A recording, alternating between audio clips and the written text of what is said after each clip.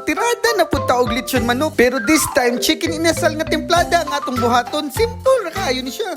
Kay mahilig man ko og chicken inasal, pero this time, whole chicken ang atong gamiton.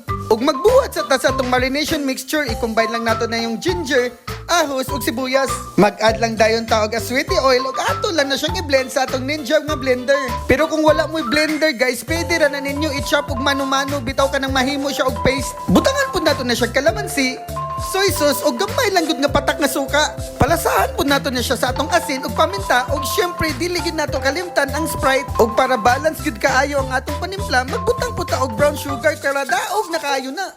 Ibutang lang din nato na ang atong marination mixture sa atong manok ug syempre i-marinate lang nato na siya isa ka kontrata para sunog gid kayo ang kalamiba. Ug ayaw na ninyo kalimti butangan og palaman ang atong lechon manok kay dapat mao man gyud na siya ibutang sa sulod oy para muhumot gid kayo ba. Ug pag nabutang na ninyo sa chiller, dapat every 6 hours baliw-balihon gid na ninyo para pantay ang iyang pagka-marinate. Pero kani siya pwede kayo ni ninyo lutuon sa uling, pero this time sa oven na nako siya lutuon kay para dili na hasol.